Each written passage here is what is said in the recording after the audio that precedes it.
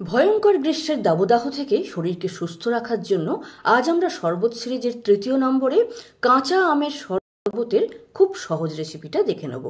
নমস্কার, চ্যানেলে আপনাদের সকলকে স্বাগত।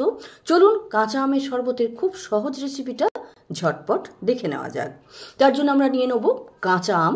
তো কাঁচা আমকে আমরা প্রথমেই ভালো করে ধুয়ে নেব এবং খোসাটা ছাড়িয়ে নেব।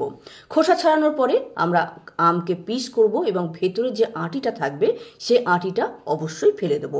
আর আঁটিটা যদি একটু শক্ত হয়, মানে আঁটির ভেতরে যে শক্ত অংশটা থাকে সেটা আপনারা কেটে বাদ দিয়ে দিতে পারেন। এবার একটা মিক্সির জার নিয়ে আমের টুকরোগুলো তাতে দেব, মেশাবো পুদিনা পাতা, বিট লবণ, এর স্বাদটা খুব ভালো করার জন্য একটু রোস্টেড জিরে পাউডার নেব, আর নেব সামান্য চাট মশলা। এবার মিষ্টি করার জন্য আমরা চিনি, গুড়, মিশ্রি বা বাতাসা, যেটা আপনার পছন্দ সেটা আপনি এখানে পরিমাণ মতো মিশিয়ে নেবেন। তারপর আমরা ভালো করে ব্লেন্ড করে নেব। এবার পালা আমাদের শরবতটা তৈরি করা। তো শরবতটা আমরা গ্লাসেও তৈরি করতে পারি বা অন্য কোনো পাত্রে তৈরি করে আমরা গ্লাসে ঢালতে পারি। তো এখানে প্রথমেই আমি গ্লাসের ভেতরে বরফের টুকরো নিলাম, তারপরে আমের যে পাল্পটা আমরা পিষে রেখেছি সেটা নিলাম, তারপর এতে আমরা মিশিয়ে দেব একদম ঠান্ডা চিল্ড ওয়াটার, যতটা ঠান্ডা আপনি খেতে চান।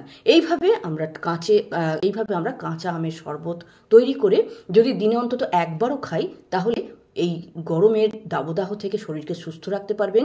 শরীর ভালো থাকলে আপনি যে কোনো কাজ সুস্থভাবে করতে পারবেন, বাড়ির বাইরে বেরোতেও কিন্তু কোনো অসুবিধা হবে না। তো যাই হোক, ভিডিওটি কেমন লাগলো অবশ্যই লিখে জানাবেন।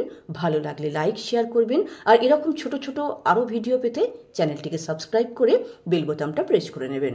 আজ এতটাই, নমস্কার।